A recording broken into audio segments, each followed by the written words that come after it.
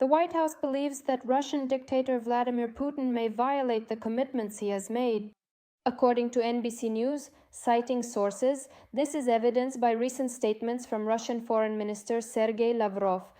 His recent remarks have caused significant dissatisfaction within the administration of the United States President Donald Trump, as they clearly indicate that Russia may renege on the crucial commitments it previously made to the United States. A source for the publication noted that the Russians are stalling day after day.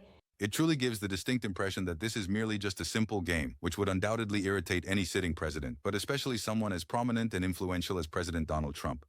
It is noted that the main question is whether a diplomatic solution exists now, or if it will take another 6 months, a year, or even a year and a half to reach a peace agreement now.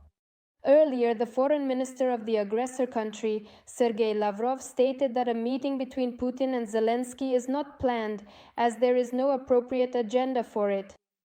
Meanwhile, Ukrainian President Volodymyr Zelenskyy announced that the groundwork for security guarantees for Ukraine will be ready in the coming days. According to him, teams from Ukraine, the United States, and European countries are working on the framework for these guarantees. Zelenskyy noted that Russia is showing no signs of seeking peace and continues to shell Ukrainian cities. In the president's opinion, pressure is needed to change the aggressor country's position, as well as a meeting at the highest level to discuss all issues. The Russian dictator Vladimir Putin has complained about the losses suffered by the Russian occupation army. During a meeting with employees of the nuclear industry, the president of the aggressor country stated that the conditions and methods of conducting armed conflict change every month. According to him, if you fall behind even by a few weeks, losses increase sharply, or the pace of advancement along the line of combat engagement drops. Putin noted that the Ukrainian army can implement relevant technological solutions within a few weeks, and as a result, the effectiveness of the Russian army's use of modern weaponry drops sharply. It should be noted, according to the General Staff of the Armed Forces of Ukraine, since the start of Russia's full-scale invasion, enemy losses have amounted to more than 1,075,000 occupiers. Ukrainian forces are carrying out successful operations. In particular, Ukrainian President Volodymyr Zelenskyy stated that in August of this year, the armed forces of Ukraine liberated 6 out of 18 occupied settlements in the Sumy region. As noted by the Commander-in-Chief of the Armed Forces of Ukraine, Oleksandr Syrsky, soldiers of the 225th Separate Assault Regiment and the 95th Air Assault Brigade are striking the occupiers and liberating Ukrainian territory in the Sumy region. According to him, the enemy is throwing fresh cannon fodder into battle and suffering significant losses. In addition, the armed forces of Ukraine are successfully eliminating occupiers in the Donetsk region. Despite the advance of Russian occupiers in the Pokrovsk direction of the front, the defense forces destroyed sabotage and reconnaissance groups and took prisoners. The armed forces of Ukraine are inflicting damage on enemy troops, including in temporarily occupied Crimea. On August 21st, drones struck a military unit of the Russian Black Sea Fleet in Sevastopol. Keith Kellogg, the U.S. President Donald Trump's special representative for Ukraine, will visit Kyiv for the country's Independence Day. According to Suspilne citing sources, the visit will take place between August 24 and 25.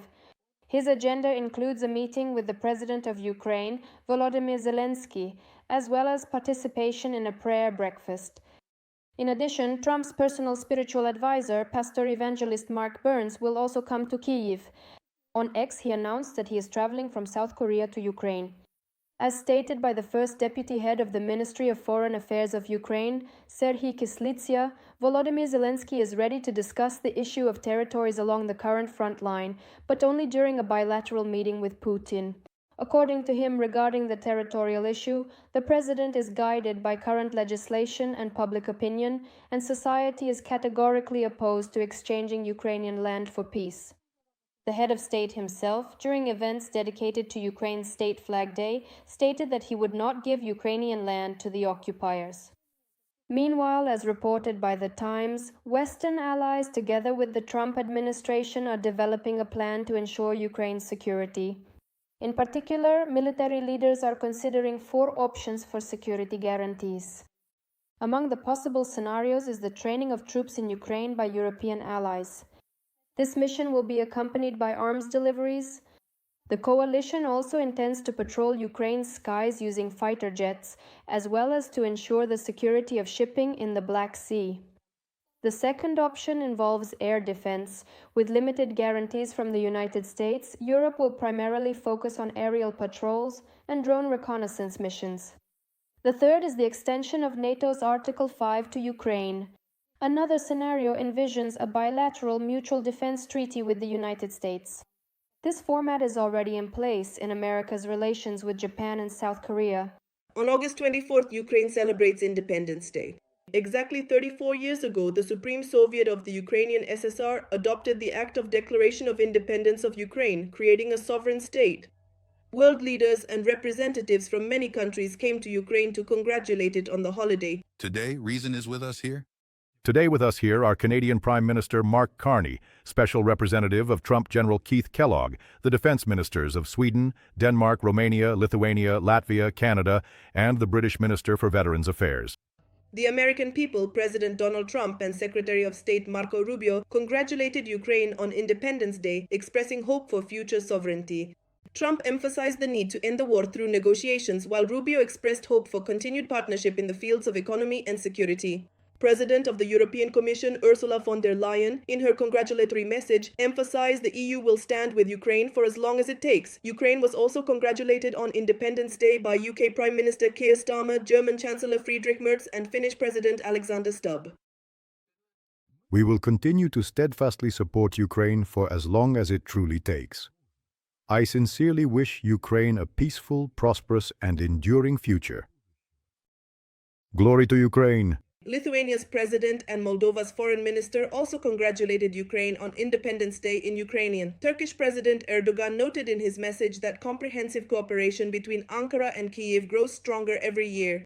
Ukraine was also congratulated by the kings of the United Kingdom and the Netherlands. In his address, the Pope prayed for Ukrainians affected by the war and for peace on Ukrainian soil. A congratulatory message from Chinese President Xi Jinping was published by Ukrainian President Volodymyr Zelenskyy. In it, the Chinese leader noted that Ukraine and China have traditionally friendly relations, which have been steadily developing in recent times. The self-proclaimed president of Belarus, Alexander Lukashenko, from whose territory Russia launched its full-scale invasion of Ukraine in February 2022, issued a cynical congratulatory message to Ukraine on Independence Day. In his message, Lukashenko stated that it is the destiny of the Belarusian and Ukrainian peoples to live side by side in peace and harmony. In addition, Lukashenko cynically wished Ukraine peaceful skies, solidarity, and truly independent development. Sweden has delivered ASC-890 airborne early warning and control aircraft to Ukraine. The radars on these Swedish aircraft can cover approximately 500,000 square meters horizontally and have a surveillance range of over 18,000 meters in altitude. Over the sea surface, the system can detect and track fighter jets, helicopters hovering in the air, cruise missiles, and even maritime targets as small as a jet ski.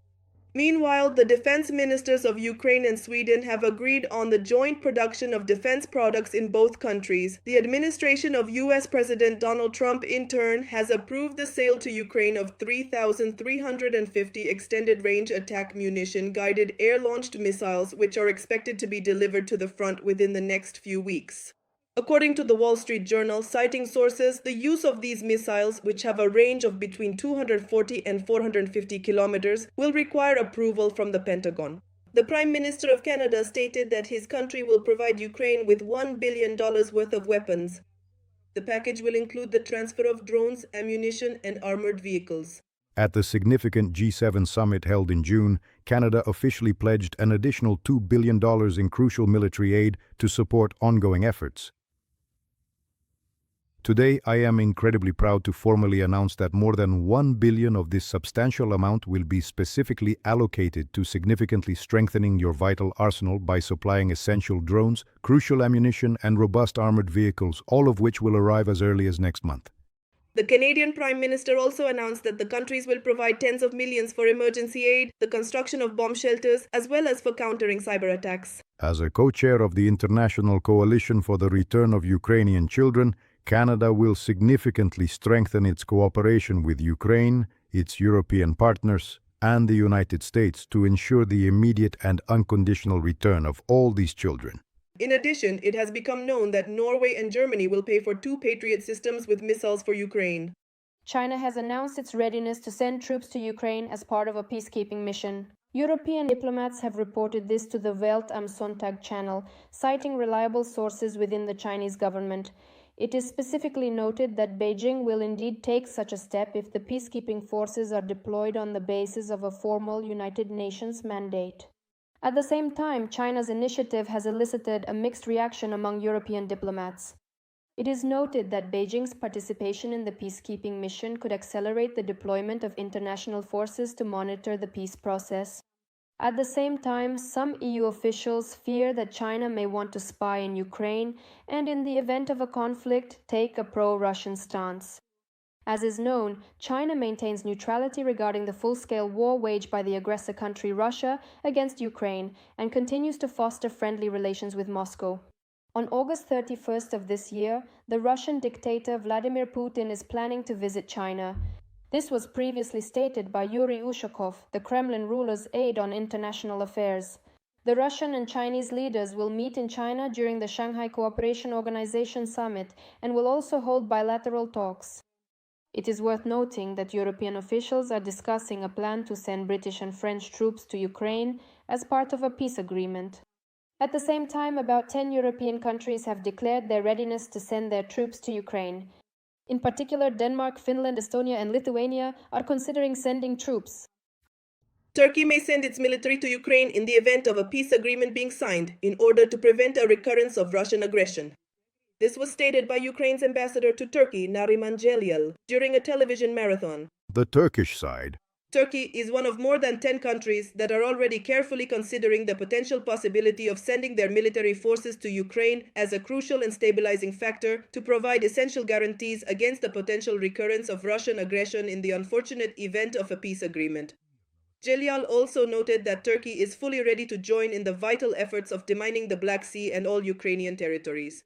The official also noted that Turkey still remains one of the best venues for future negotiations at the level of delegations and leaders. Meanwhile, President Volodymyr Zelenskyy stated that teams from Ukraine, the United States, and European nations are currently working on the architecture of security guarantees, and these proposals may be ready in the coming days. There is now a very real chance to effectively end this war. Ukraine is indeed ready to take constructive steps that could genuinely bring real peace closer. However, regrettably, Russia is not showing any genuine intention for peace and continues to relentlessly shell our cities. Therefore, pressure is urgently needed to change its position, as well as a comprehensive summit to discuss all the critical issues. On August 20th, Zelenskyy stated that Kyiv had received a positive signal from US President Donald Trump that his country would be a participant in security guarantees for Ukraine, and this paves the way for other countries to join this process as well. The administration of US President Donald Trump officially approved the significant sale to Ukraine of more than 3,000 advanced air-launched extended-range air attack munition missiles. On August 24th, unknown drones attacked Russia once again. Explosions occurred in the port village of Usluga. Due to the effective work of air defense systems, the terminal of the major gas company Novatek caught fire. I don't know, it's burning. Novatek, will it let us in or not? They haven't let the previous shift out yet, so they definitely won't let us in. So today I'm just chilling.